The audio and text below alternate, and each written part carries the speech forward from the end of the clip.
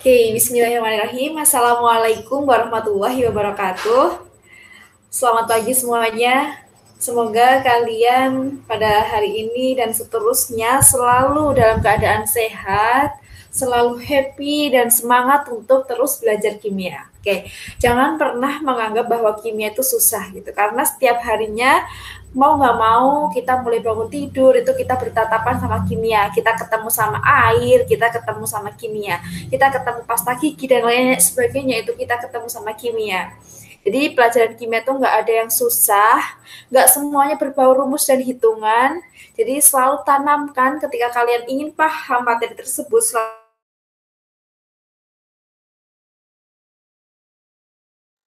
semangat dan enjoy belajar kimia gitu ya. Oke, pada hari ini kita mau belajar apa sih? Nah, tentunya kemarin kita sudah belajar cuman karena waktunya terpotong maka tidak selesai ya. Jadi hari ini kita akan meneruskan materi kemarin yaitu periodic table trends gitu ya. Oke, sebelumnya coba kita lihat tayangan video ini. Oke, kita lihat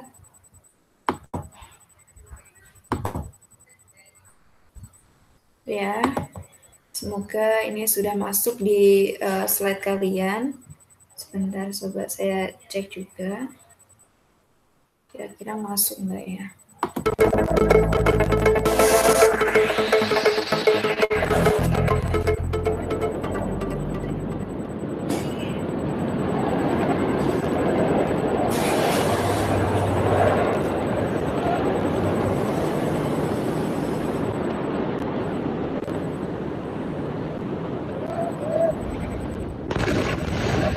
Oh, luar biasa sekali. Kita kayaknya coba.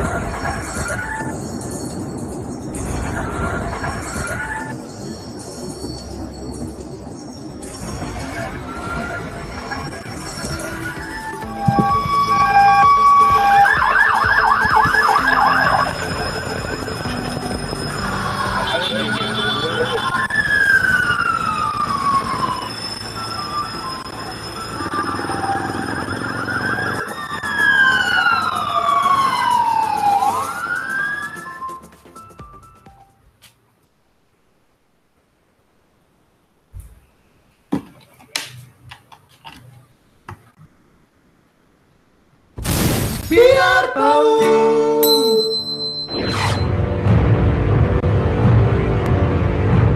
Ledakan hebat terjadi di kota Beirut, ibu kota Lebanon, Selasa 4 Agustus 2020 pada pukul 6 sore waktu setempat.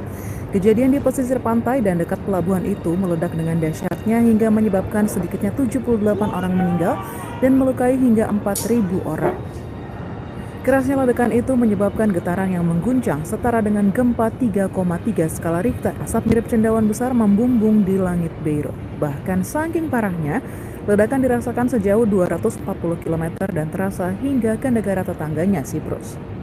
Ledakan di Beirut ini pun menjadi trending topik dunia dan berikut 8 fakta mencengangkan dan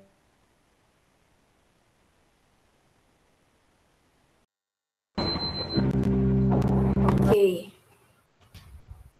Kira-kira sudah cukup ya itu menggambarkan gitu. Kira-kira apa sih manfaatnya dan kenapa sih kita harus belajar tentang periodic trend gitu. Oke, gitu ya. Jadi sedikit gambaran, kemarin kita sudah melihat bahwa ada ledakan yang sangat dahsyat yang terjadi di Lebanon, di Beirut, Lebanon, di pelabuhan, dekat pelabuhan itu. Nah, itu terjadi apa? Terjadi ledakan yang sangat hebat karena ada dua yang mengasumsikan. Yang pertama, yaitu merupakan fakta, yaitu ada yang di situ ada penyimpanan amonium nitrat NH4 NO3. Jadi terjadi penyimpanan amonium nitrat sebanyak 2.750 ton, bayangkan ya, banyak sekali di situ, dan ketika itu ada suhu dan tekanan yang sangat tinggi sehingga menyebabkan amonium nitrat yang sudah disimpan bertahun-tahun itu meledak. Jadi ceritanya amonium nitrat itu dulu adalah amonium nitrat yang disita dari kapal yang berlabuh ke Lebanon, dari kapal dari Rusia yang membawa itu secara ilegal tanpa izin, akhirnya disita di Lebanon gitu. Ada juga yang mengindikasikan bahwa itu adalah ini ya, ada juga yang mengatakan bahwa Lebanon adalah negara yang pro sama Palestina. Akhirnya itu adalah ledakan yang dijatuhkan atau bom yang dijatuhkan Israel ke Lebanon karena Lebanon yang pro Palestina gitu. Nah, tapi yang saat ini sudah terbukti faktanya itu adalah amonium nitrat itu. Nah, inilah yang menjadi perhatian kita bahwa amonium nitrat kita tahu bahwa salah satu senyawa kimia yang sangat berbahaya ketika penyimpanannya tidak benar, ketika kadar yang digunakan tidak sesuai dosis seperti itu ya. Jadi penyimpanannya yang banyak itu harus bagaimana, kita harus tahu apanya kayak gitu. Nah, tentunya kalau kita menyimpan zat kimia, kita kan harus tahu nih, tahu bahayanya itu seperti apa, penyimpanannya dalam suhu berapa dan lain sebagainya. Itu sangat-sangat kita perlukan untuk menjaga keselamatan atau safety gitu. Nah, bisa kita bayangkan ya kayak Lebanon itu. Sekarang kita sedang COVID gitu, terus kena musibah lagi, ada ledakan yang sangat hebat dan itu ada di ibu kotanya dan memakan korban jiwa yang sangat besar, kerugian material yang sangat besar. Nah, itu adalah salah satu kecerobohan yang tidak yang kurang memperhatikan adanya penyimpanan bahan kimia dan jumlah besar di tempat yang seperti itu gitu. Oke, langsung saja. Nah, hari ini kita akan mempelajari tentang sifat keperiodikan unsur gitu. Unsur ini bahayanya apa? Unsur ini ketika jadi-jadinya seperti ini harus gimana? Nah, kayak gitu. Nah, kita akan belajar tentang energi ionisasinya, afinitas elektronnya, jari-jarinya dan lain-lain. Oke. Sebenarnya saya akan share screen. Oke. Ya, jadi bisa kita lihat bahwa unsur yang kita pelajari kemarin ada 7 periode dan ada 18 golongan, di mana ada 18 golongan itu mencakup golongan A dan juga golongan B. Gitu ya. Jadi golongan adalah lajur vertikal, sedangkan periode adalah lajur horizontal. Seperti itu. Nah, itu ada 116 unsur gitu ya. Dan 92 unsur itu ada di alam. Kayak contohnya adalah besi, itu ada di alam. Timah, itu ada di alam. Aluminium gitu. Nah, ada juga unsur-unsur yang tidak ada di alam dan itu adalah unsur-unsur buatan. Contohnya adalah apa? Organeson yang kemarin kita tahu ya. Organeson, ada moscovium dan lain-lain sebagainya. Unsur-unsur radioaktif itu adalah unsur-unsur buatan gitu. Buatan manusia dari penembakan inti atom seperti itu.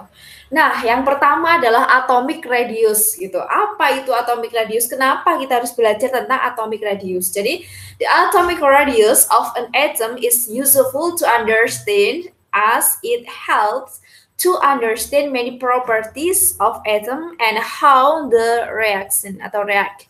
Jadi, gunanya apa sih gitu? Kenapa sih kita harus belajar tentang jari-jari atom gitu? Jari-jari atom ini itu dia akan membantu kita, itu sangat berguna. An atom is useful gitu, sangat berguna untuk memahami dan membantu pemahaman kita bagaimana unsur-unsur itu bereaksi dan bagaimana atau apakah sifat dari unsur-unsur tersebut gitu.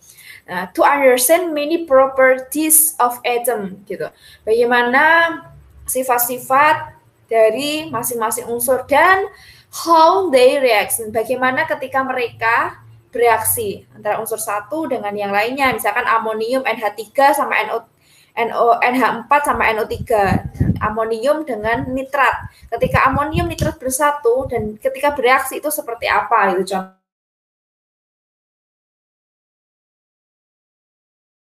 RB sama CS ini di dalam kira-kira dalam satu golongan atau satu periode? KRB NA KRB CS. Apa ini masih ingat? Oke ya, benar ya. Jadi ada hey Lina kamu rebut Cesta frustasi. Berarti dia di dalam satu golongan ya.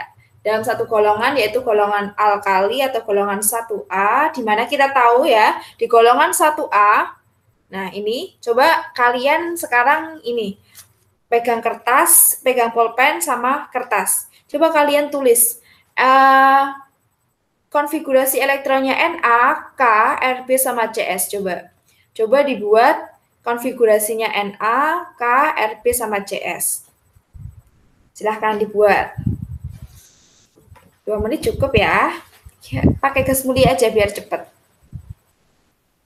Oke, silahkan dibuat konfigurasinya. Na, K, natrium, kalium, rubidium, sama cesium. Cesium ini salah satu bahan yang digunakan di kalkulator gitu ya. Jadi dia adalah pengubah energi cahaya menjadi energi listrik. Cesium.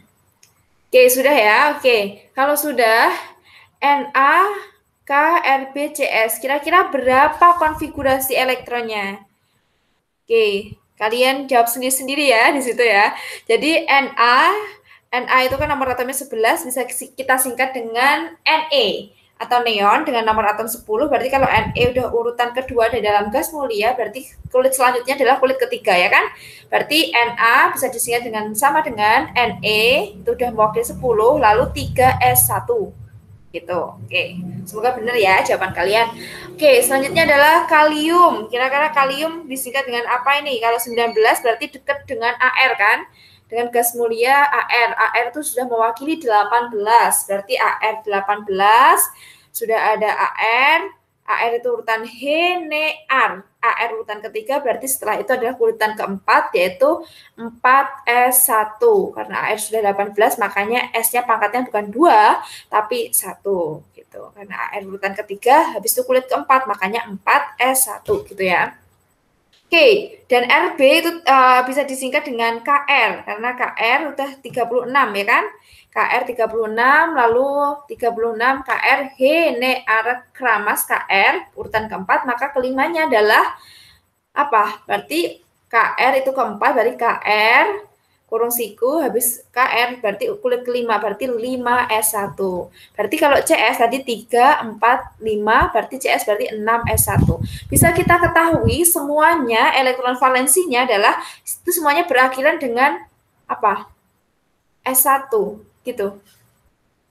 Jadi kalau Na, K, Rb, Cs ini di dalam satu golongan yang sama. Jadi Na itu periodenya periode 3.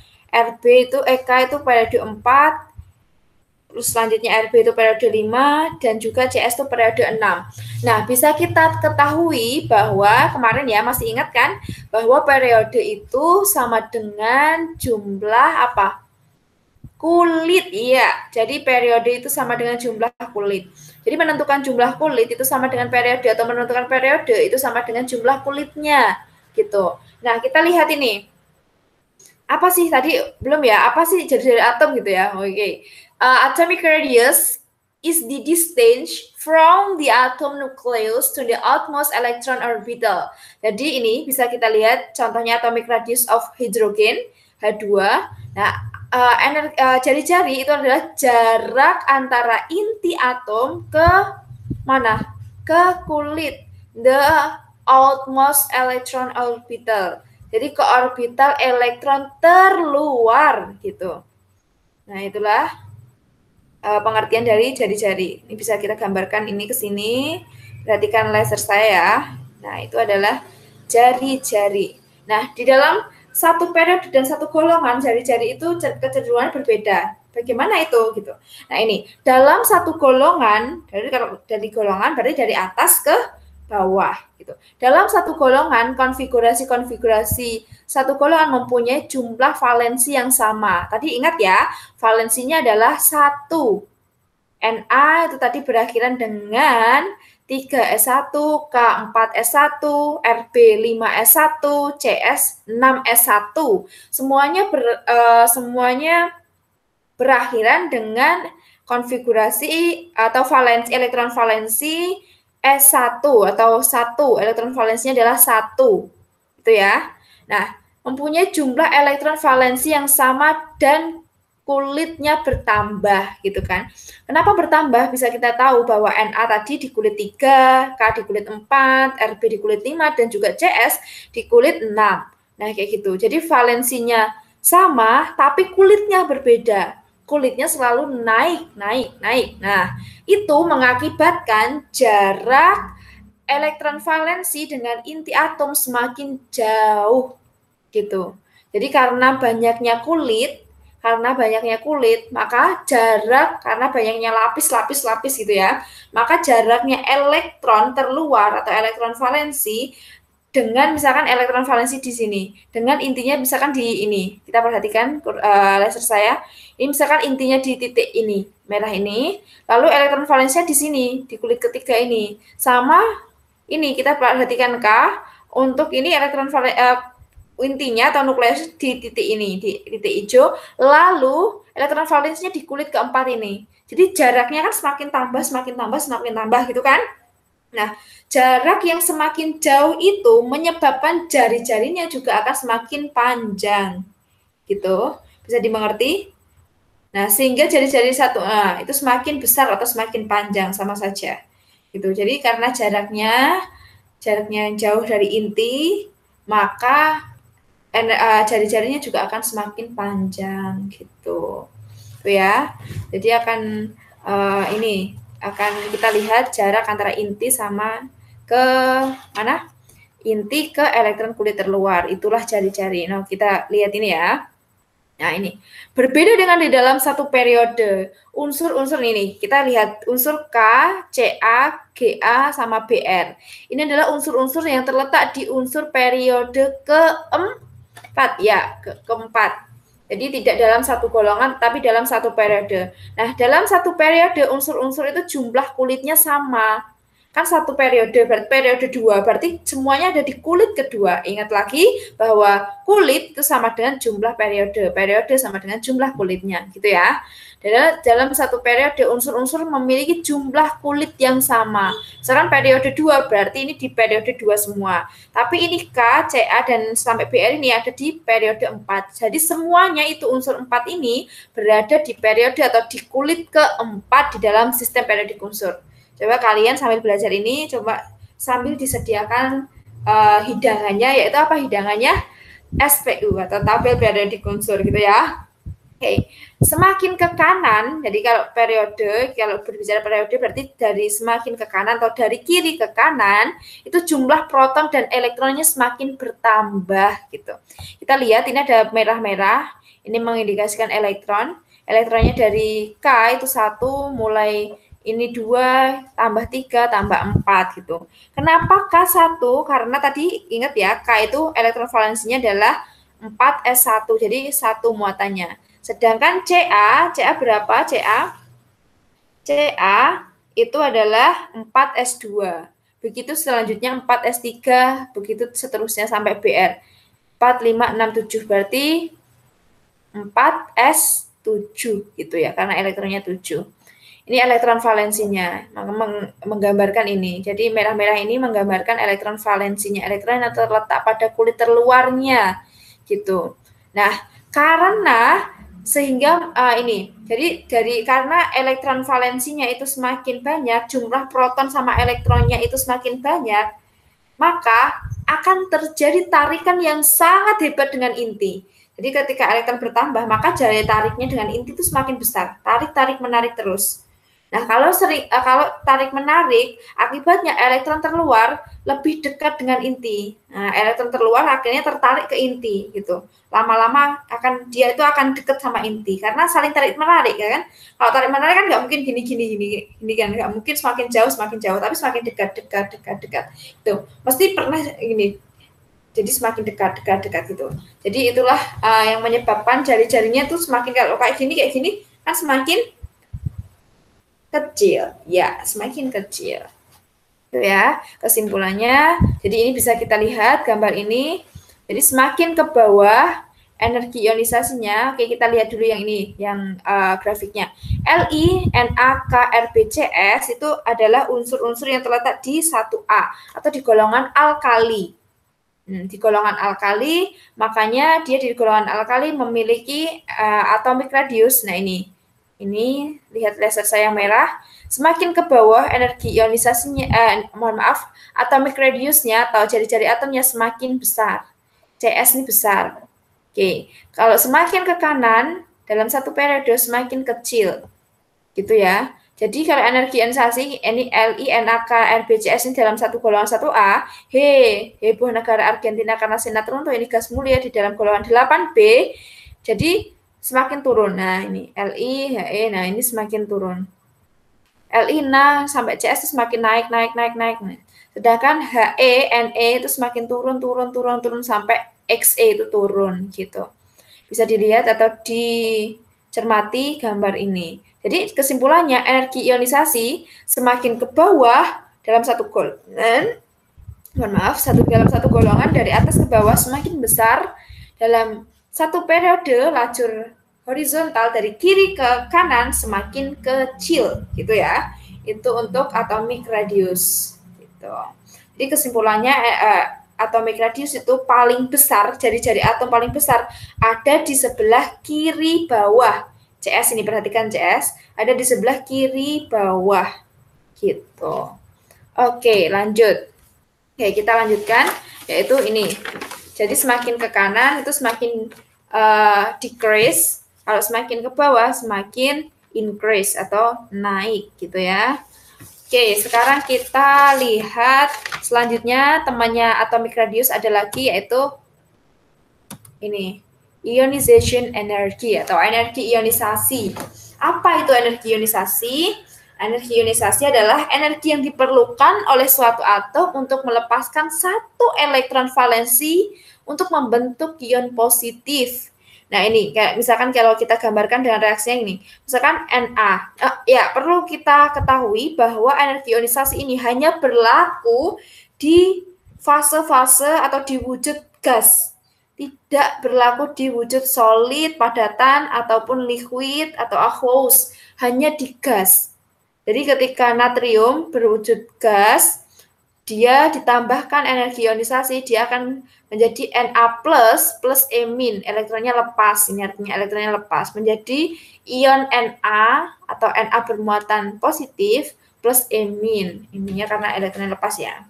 Oke, jadi energi yang dibutuhkan oleh suatu atom untuk melepas satu elektron valensi, jadi elektron yang terluar yang dilepas. Kenapa elektron yang terluar gitu? Apa kira-kira jawabannya? Kenapa elektron terluar? Iya, karena elektron terluar adalah elektron yang lebih jauh dari inti. Kalau elektron tersebut dekat sama inti, maka daya tarik menariknya akan semakin besar. Namun ketika elektron terluar atau elektron valensi kan jarak dari intinya lebih jauh ya. Makanya yang menjadi sasaran adalah elektron terluar. Seperti itu. Kayak kita main ular tangga. Yang menjadi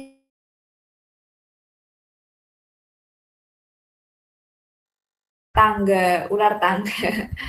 Ular naga itu yang main, bukan ular tangga tapi ular naga, mohon maaf, ular naga. Ketika kita bermain ular naga, maka ularnya tersebut akan menyerang naga atau yang paling ekor, yang berada di ekor, ya kan? Masih ingat ya permainan itu? Nah, itu sama seperti energi ionisasi. Dia akan menyerang yang paling belakang, dia akan melepas elektron yang paling belakang. Oke, kita lihat N sama O.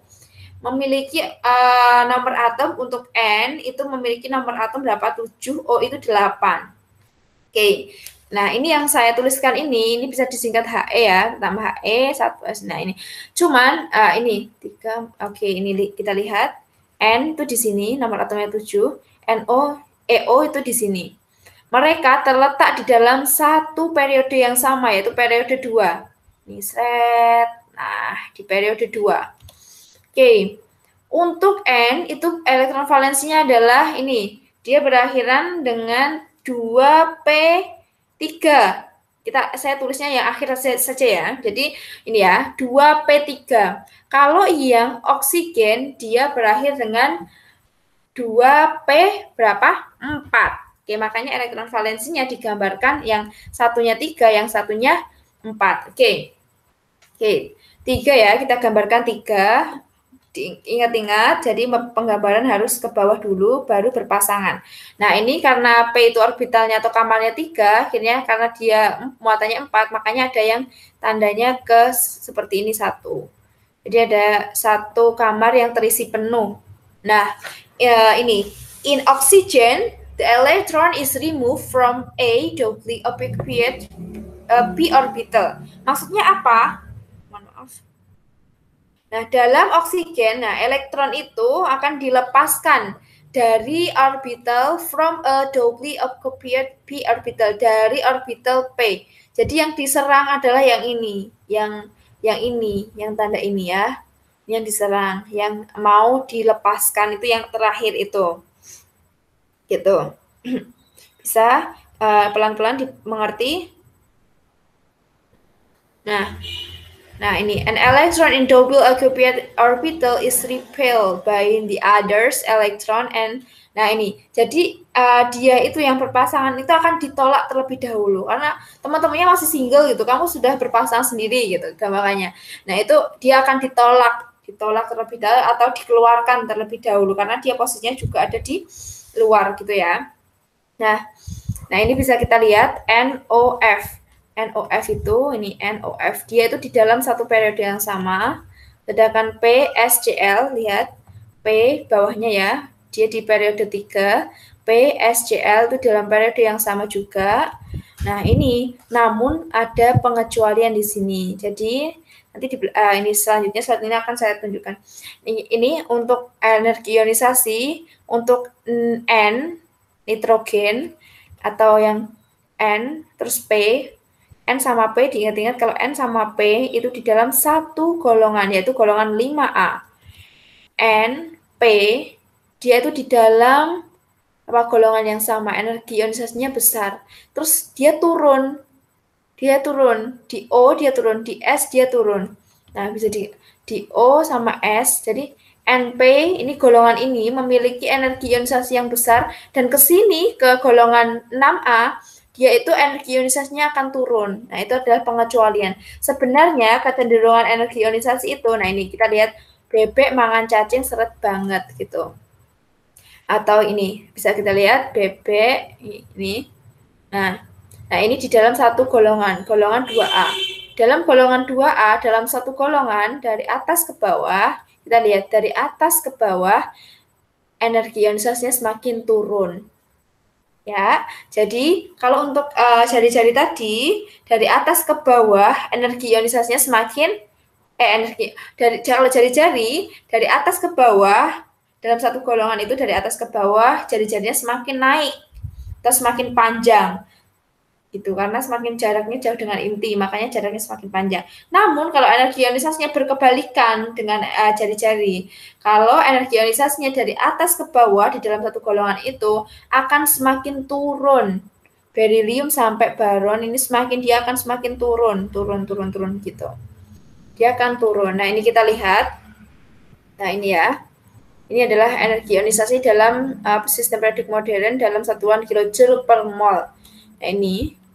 Jadi semakin turun di dalam satu golongan, kita lihat Be, Mg, nah ini energi ionisasinya semakin turun. Lalu yang teman-teman yang lain juga semakin turun. Namun kita lihat tadi yang pengecualian yang NO, yang NOF itu di dalam satu periode yang sama, itu energi ionisasinya NO saja. Kita fokus ke NO. Nah ini dari energi ionisasi segini 1402 dia turun 1314, dia naik lagi. Nah, sedangkan ini juga sama, dia 1012 turun ke 1000 doang, habis itu naik lagi 1251. Jadi untuk energi ionisasi ada pengecualian ya, yaitu di energi ionisasi di golongan berapa ini? Di golongan 6A mengalami penurunan. Jadi dia energi ionisasi itu akan naik di golongan 5A. Dan dia akan mengalami penurunan di golongan 6A. Gitu.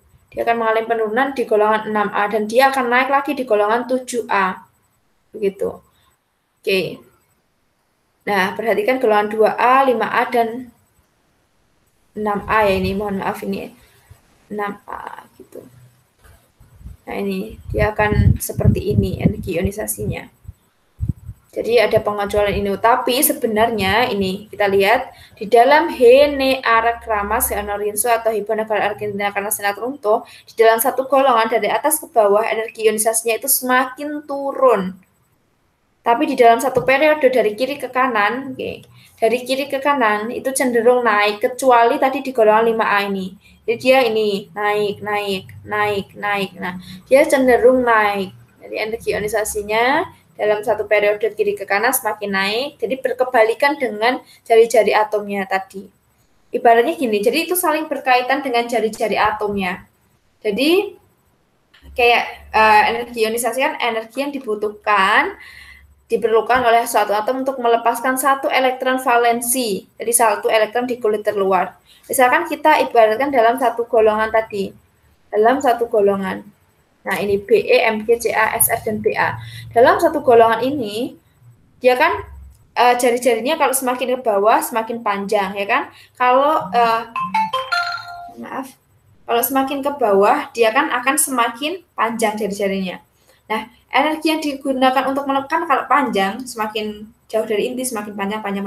Nah, energi ionisasi ini adalah energi yang diperlukan oleh suatu atom untuk melepaskan elektron valensi. Ketika jaraknya itu semakin jauh dengan inti, maka energi ionisasi yang diperlukan semakin kecil. Ya kan? Coba dipahami lagi. Kalau jaraknya semakin panjang, jari-jarinya semakin panjang, maka energi yang digunakan untuk melepaskan elektron terluarnya ini akan semakin kecil energinya. Energinya akan semakin kecil. Ibaratnya gini dah, analoginya gini. Kalau kita punya pasangan ya kan, punya kekasih atau punya orang yang disukai gitu. Kalau jaraknya itu dekat, maka kemampuan kita atau daya ingat kita untuk selalu ingat-ingat dia itu semakin tinggi karena dekat, sering ketemu dalam satu sekolahan atau tetangga desa atau tetangga rumah gitu. Itu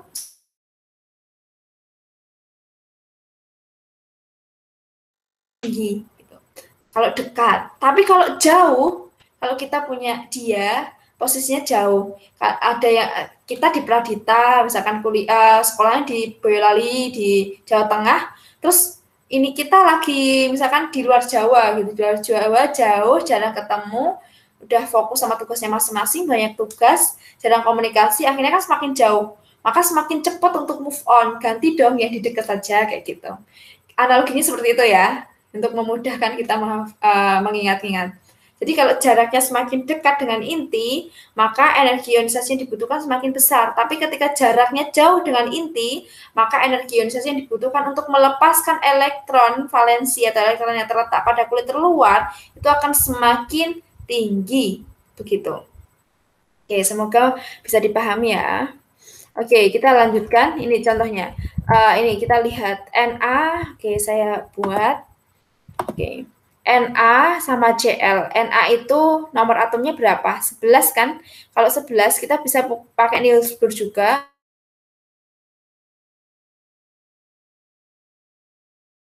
Ini kalau pakai aturan Niels Bohr. Jadi elektron valensinya adalah 1. Atau bisa juga kita singkat dengan Ne, boleh. Misalkan pakai Ne itu sudah mewakili 10. Ne itu di dalam gas mulia urutan kedua, berarti setelah kedua adalah kulit ketiga.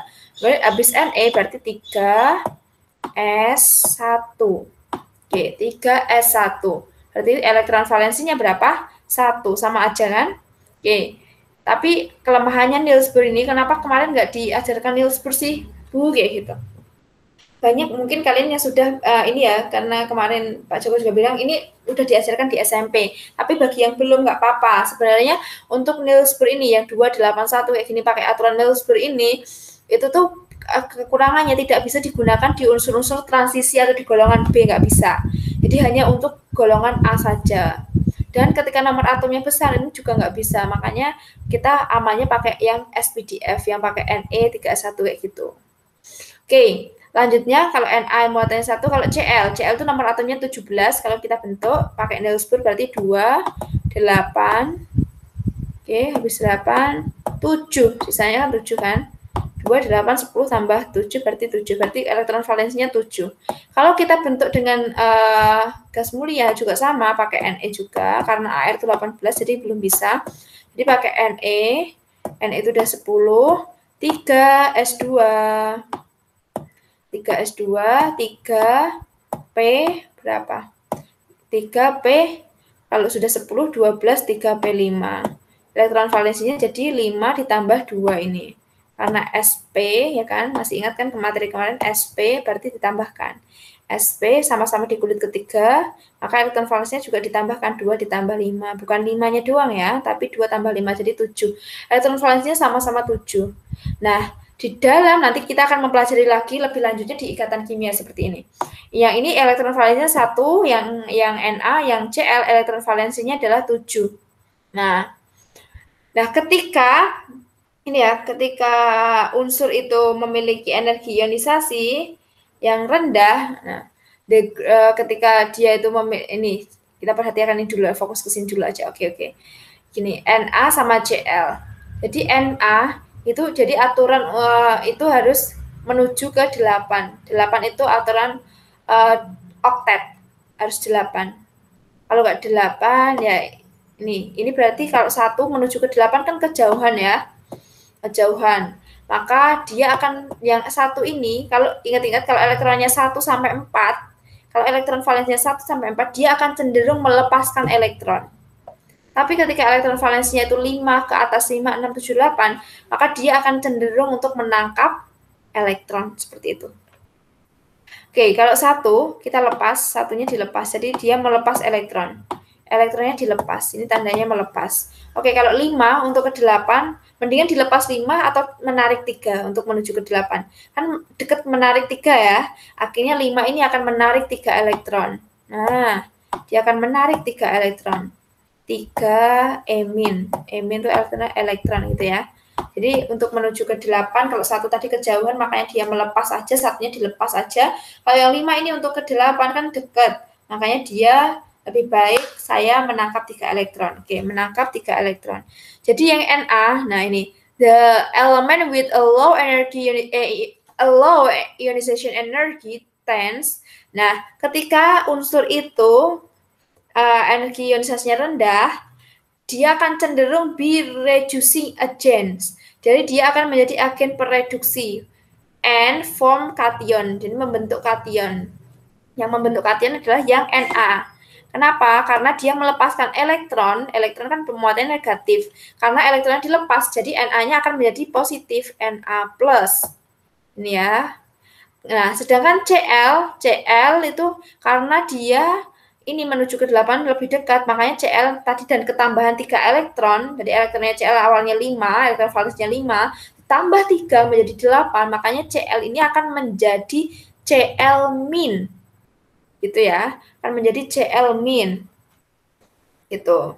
Jadi ketika energi ionisasinya itu semakin besar, the greater of ionization energy, the more difficult it is to remove an electron. Jadi ketika energi ionisasinya itu besar, itu semakin sulit untuk melepaskan elektron. Jadi kalau energi ionisasinya besar, semakin sulit dia untuk melepaskan elektron. Gitu. Kayak tadi, semakin dekat, semakin susah untuk dilepaskan, ya kan? Karena jaraknya dekat gitu. Kita sama dia, jaraknya dekat, susah dong kita mau move on gitu. Tapi kalau jaraknya jauh, maka kita akan cepat untuk move on atau ngelupain kayak gitu. Itu gampangannya. Jadi the greater of ionization energy, the more difficult it is to remove an electron. Jadi ketika semakin besar energi ionisasinya, maka semakin sulit untuk melepaskan elektron. Tuh. Oke, ini akan yang tadi itu akan kita pelajari lagi nanti di ikatan kimia lebih dalamnya. Oke, jadi kesimpulannya dalam satu golongan energi ionisasi itu semakin berkurang. Ya, jadi ionization energi kan decrease atau berkurang. Sedangkan dalam satu periode itu akan semakin bertambah gitu. Oke, lanjut. Yang ketiga adalah setelah jari-jari energi ionisasi, ketiga adalah electron affinity atau afinitas elektron. What is it? What the definition of electron affinity? Apa itu electron affinity? Okay. Electron affinity of a neutral atom or molecule is defined as the amount of the energy released when the electron is added to it to form a negative ions. Apa itu maksudnya?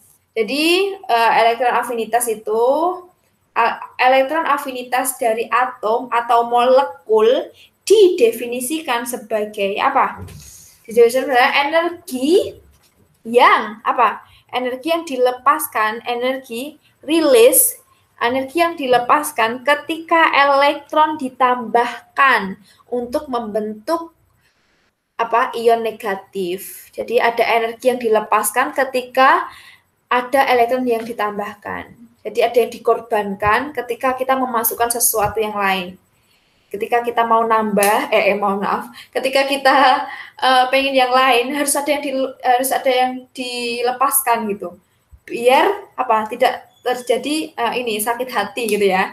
Kalau kita mau ganti orang ya kan, ibaratnya analoginya seperti itu. Kita mau ganti orang ya, kita harus melepaskan yang lama dulu dong gitu. Jangan menduakan gitu. Kalau menduakan nanti sakit, kasihan kan yang satunya yang diduakan gitu kan. Nah, sama seperti energi affinity atau elektron affinity ini. Jadi ketika ada elektron ditambahkan, ada energi yang dikeluarkan gitu. Oke, ini. Jadi elektron affinity ini ada elektron affinity 1, and the first electron affinity, ada elektron affinity 2. Jadi gini, ketika dia menambahkan satu elektron, dia akan menjadi misalkan X dalam bentuk gas. Oh ya, untuk energi ionisasi dan elektron affinity ini khusus untuk gas ya. Jadi untuk dia khusus ke gasnya saja. Gitu. Nah ini dia ketambahan elektron. Makanya menjadi X-emin. X-emin dalam wujud gas. Namun kalau sebelumnya dia sudah negatif, ada ion negatif, ketambahan ion lagi negatif, ketambahan anion, ion negatif namanya anion. Dia akan menjadi X2-min. Dia akan muatannya jadi 2-min gitu. Contohnya adalah fluor ini. Fluor kan bentuknya gas. Ketika ketambahan elektron, dia akan menjadi F-min. Gitu ya. Ini misalkan segini, misalkan atomnya yang hijau ini perhatikan. Segini ketika ketambahan elektron, dia atomnya akan semakin besar gitu ya. Semakin besar. Contohnya lagi adalah FCl-BrI. Jadi FCl-BrI dalam satu apa coba?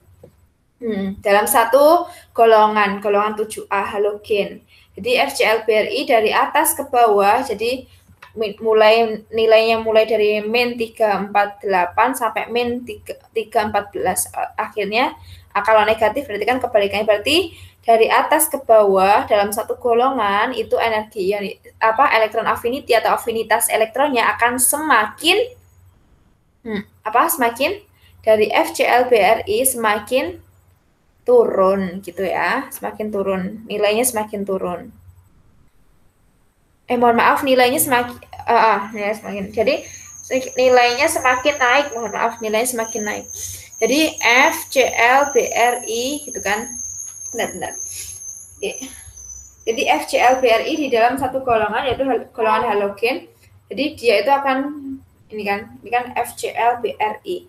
FCl-BrI kalau kita lihat kan ini energi ionisasinya mulai dari ini min segini menjadi min ini. Kalau min ini kan nilainya besar, kan semakin kalau ke sini semakin bertambah karena min 314 ini lebih besar daripada min 348. Tapi kan ini membentuk elektron negatif. Jadi yang negatif inilah yang fluor inilah yang elektron affinity-nya yang besar gitu. Baik, kita lihat ini. Afinitas elektron itu berkaitan juga dengan energi ionisasi, jari-jari itu saling berkaitan. Afinitas elektron ketika dia bernilai negatif, itu dia terjadi pelepasan energi. Kalau nilainya itu negatif, kalau ada negatif ya, negatif yang paling tinggi itu, misalkan tadi ya, misalkan F sama I, ini negatif mana? Negatif min 348 kan negatif F kan, dibandingkan dengan I yang hanya min 314.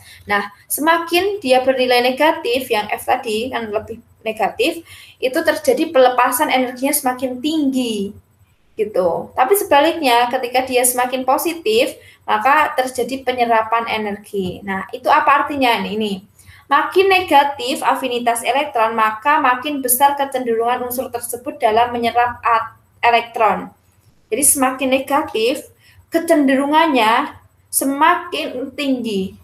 Jadi kecenderungan untuk menarik elektron, energi untuk menarik elektron semakin tinggi.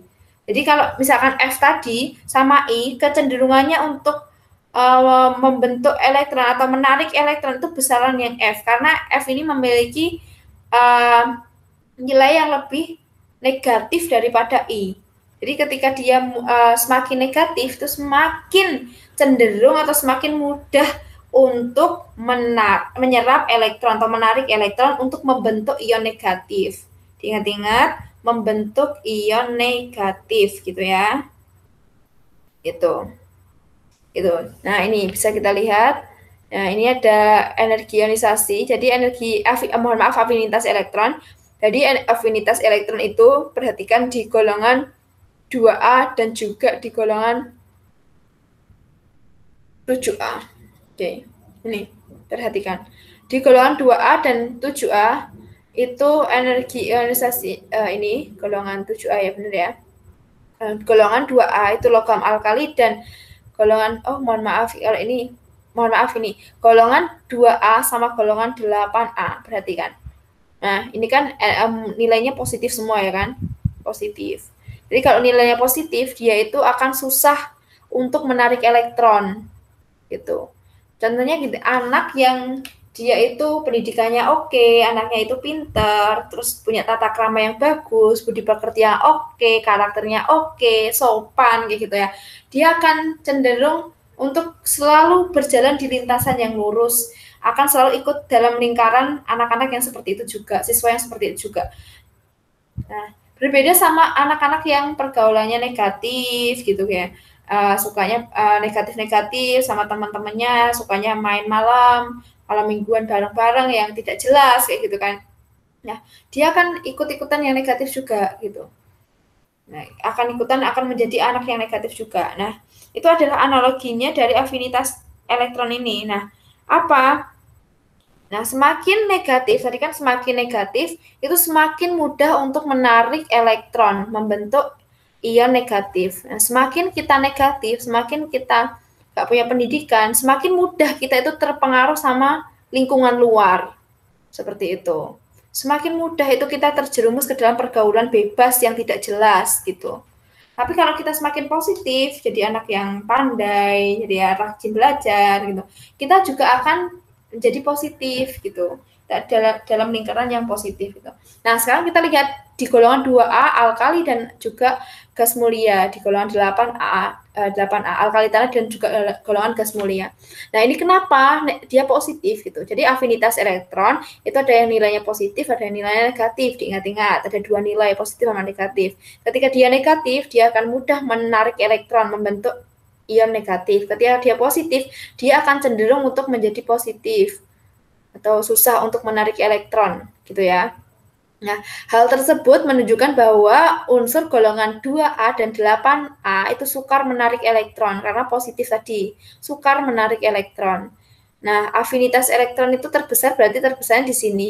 Di golongan 7A itu paling negatif setelah dari perhitungan ya, para ahli terdahulu yang menghitung ini. Nah, itu mengatakan bahwa afinitas elektron terbesar itu di golongan 7A. Kenapa? Karena golongan 7A itu untuk menarik elektron kan hanya untuk ini kan berarti elektron valensinya kan 7.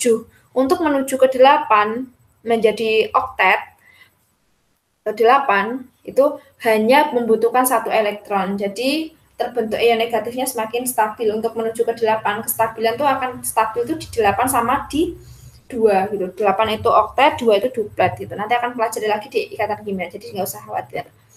Jadi dia akan cenderung ini ya, negatif, yang di golongan halogen ini akan cenderung negatif padahal dia itu paling mudah untuk menangkap elektron, yaitu golongan halogen atau 7A. Oke. Kita lanjutkan the electron negativity. Sudah energi jari-jari, energi ionisasi, afinitas elektron, sekarang electron negativity. Nah, electronegativity ini artinya apa? Dia adalah is a measure of the tendency of an atom to attract a bonding pair of electron. Apa artinya? Jadi, elektronegativitas itu adalah ukuran kecenderungan, tendensi, ukuran of kecenderungan dari atom untuk menarik pasangan elektron, gitu ya.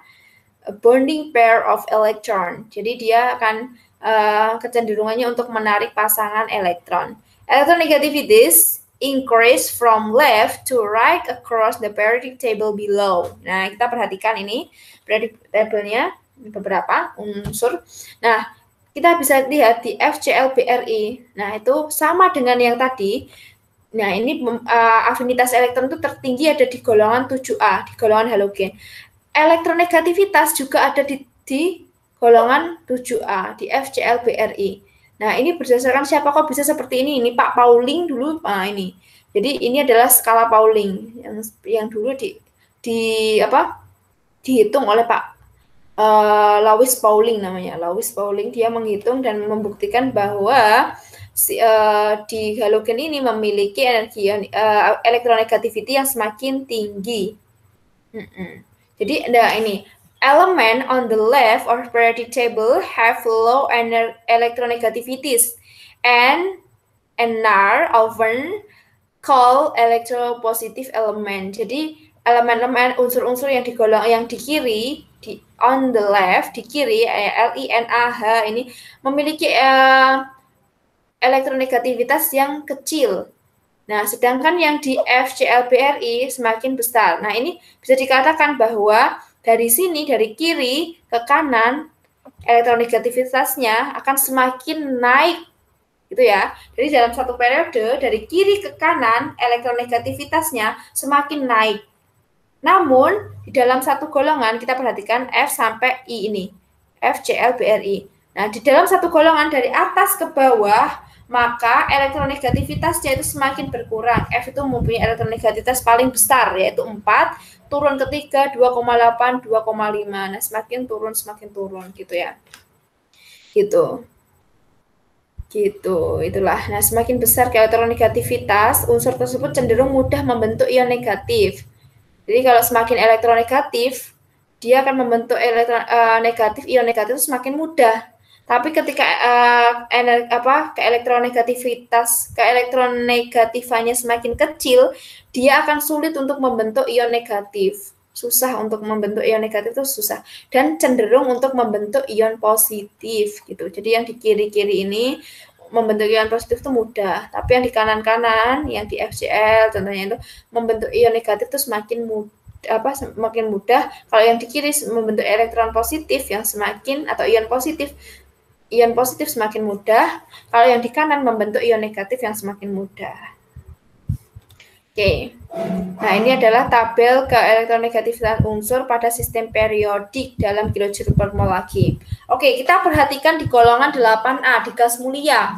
Kenapa gas mulia? Ini ada bintang-bintang, Bu. Kenapa? Coba kalian pikirkan, kenapa di gas mulia, di 8A itu ada bintang-bintang. Kenapa nggak ada nilai keelektronegatifannya? Kenapa nggak ada? Jawabannya apa kira-kira? Nah, jawabannya adalah karena di golongan 8A itu sudah stabil. Makanya dikatakan gas mulia dan kita gunakan untuk menyingkatan konfigurasi itu karena dia paling stabil. Karena dia tidak kekurangan elektron dan tidak kelebihan elektron, pas elektronnya, elektron valensinya itu pas, makanya dia stabil. Dan gas mulia ini adalah unsur yang sulit bereaksi dengan unsur lain karena sudah stabil. Dia udah stabil, ngapain sih melihat yang kanan kiri gitu, karena sudah punya dan dia udah stabil dan nyaman dengan yang dipunyain itu ibaratnya ya. Itu. Jadi gas mulia itu tidak mempunyai keelektronegatifan karena dia sudah stabil.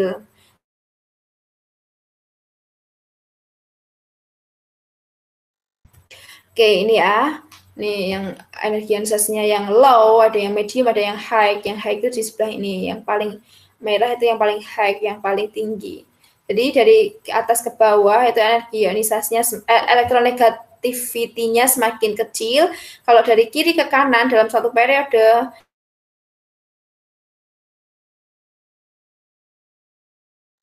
adalah melting point and boiling point. Okay. Melting point is a temperature when a vapor pressure of solid substance equal to its vapor pressure of its liquid phase. Apa maksudnya melting point? Berarti titik leleh. Titik leleh itu pengertiannya adalah suhu ketika tekanan uap zat padat. Nah, ini a vapor pressure of solid itu sama dengan tekanan uap zat cairnya. Jadi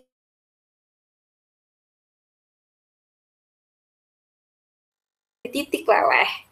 Nah, ini titik leleh bisa kita lihat. Nah, sorry ya, ini gambarnya kayaknya kebalik. Nah, ini titik leleh berarti yang S ini ya seharusnya, yang S ini titik leleh.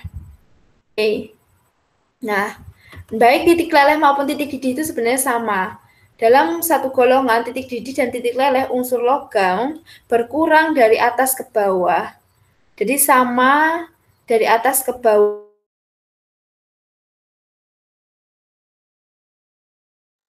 Sementara itu titik leleh itu sementara itu jadi kalau titik leleh, titik didih itu dikaitkan sama sifat logam dan tidak logamnya, sifat logam dan non logamnya.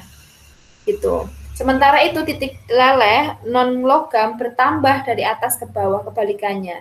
Jadi kalau yang logam itu yang berkurang dari atas ke bawah, itu berkurang, kan semakin berkurang. Jadi yang paling atas itu yang paling kiri atas itu yang paling titik leleh dan titik didihnya itu yang paling tinggi. Yang paling bawah, nah itu semakin rendah. Nah, jadi tapi tergantung unsur logam apa non logam dulu. Kita harus lihat ini untuk logam semakin atas bawah semakin berkurang. Kalau untuk non logam itu dari atas ke bawah semakin naik gitu. Oke. Ini ya, kalau boiling point is a temperature when a vapor pressure of liquid substance equal to its surrounding pressure. Maksudnya adalah yang tadi titik didih, yang tadi titik leleh, yang ini titik didih. Nah, itu titik didih adalah suhu saat tekanan uap zat cair sama dengan suhu tekanan sekitar, sama dengan tekanan di sekitarnya. Jadi suhu itu sama dengan tekanan di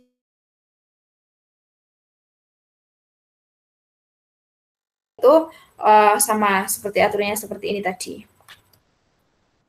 Oke, ini bisa dilihat ya, kalau logam itu di dalam sistem periodik unsur, logam itu letaknya di sini. Kebanyakan di golongan transisi.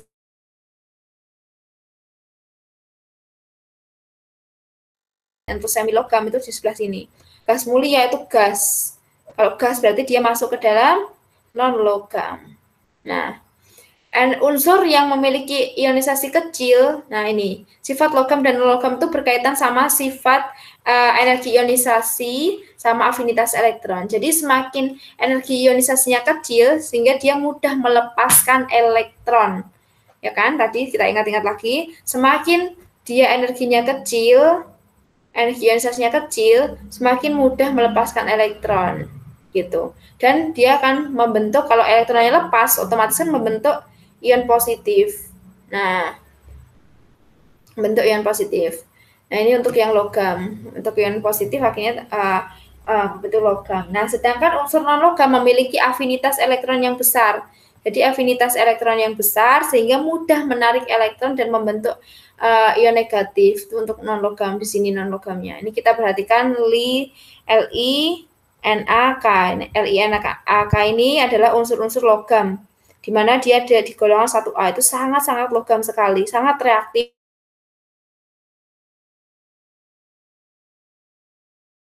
Bisa menyebabkan reaksi yang sangat hebat sekali. Semakin ke bawah, semakin hebat gitu reaksinya. Oke, kita lanjut. Nah, dalam satu golongan, nah sifat logam unsur itu bertambah dari atas ke bawah, gitu. Dalam satu golongan, sifat logam, jadi kayak tadi, jadi kalau yang energi ionisasi, afinitas elektron, keelektronegatifan, nah itu dari atas ke bawah kan semakin kecil. Tapi kalau untuk jari-jari sama sifat logam dan logam dari atas ke bawah itu justru semakin besar. Jadi semakin besar. Jadi dari atas ke bawah itu semakin besar ininya, sifat logamnya itu semakin besar. Itu ya. Unsur-unsur logam ada di kiri bawah. Yang paling logam itu ada di kiri bawah. Dan non logam itu yang di kanan atas.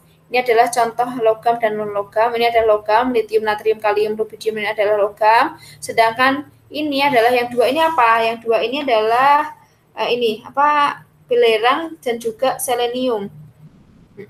Ini belerang dan juga selenium. Gitu. Itu contohnya adalah unsur non logam. Ini ada di kiri bawah, di kanan atas.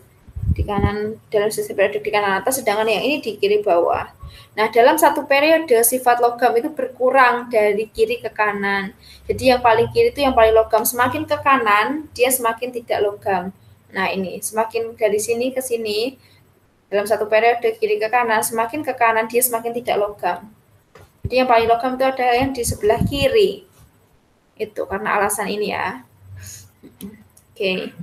Nah, ini sifat logam dan non-logam. Bisa kita lihat. Ini ada juga yang biru-biru ini. Ini adalah metaloid atau semi-logam. Ini yang pink-pink ini adalah gas mulia gitu. Oke, yang sedangkan ini yang unsur-unsur yang hijau ini ada non-logam. Jadi jumlah logam sama non-logam itu banyak yang logam yang kita tahu di alam. Oke.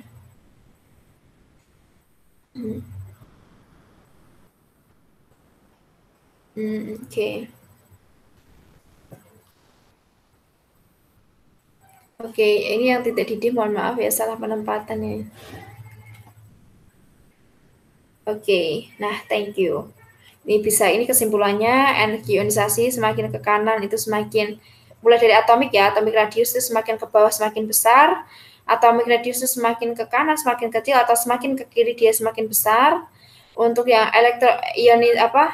metal, non-metal, atau logam non-logam itu ini kan kiri atas kanan bawah seperti ini bisa dilihat. Energi ionisasi semakin ke kanan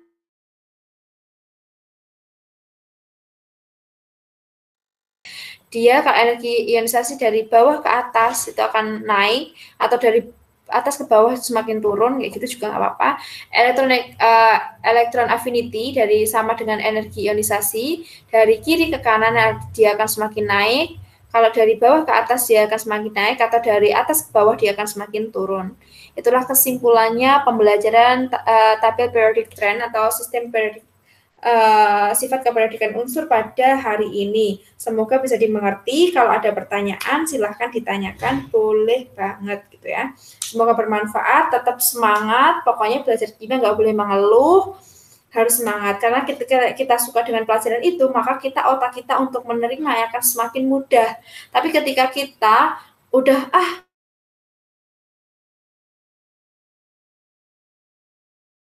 susah, maka kita mau menerima pelajaran tersebut juga akan susah gitu. Jadi untuk paham itu modalnya pertama adalah senang dengan pelajarannya dulu. Kedua adalah senang dengan pengajarnya atau gurunya gitu ya. Kalau nggak senang sama gurunya, itu ada susah juga untuk memahaminya. Gurunya killer, nggak suka aku gitu ya. Itu juga akan susah untuk memahaminya. Oke, gitu ya. Semoga bermanfaat. Sekian. Wassalamualaikum warahmatullahi wabarakatuh. Dadah.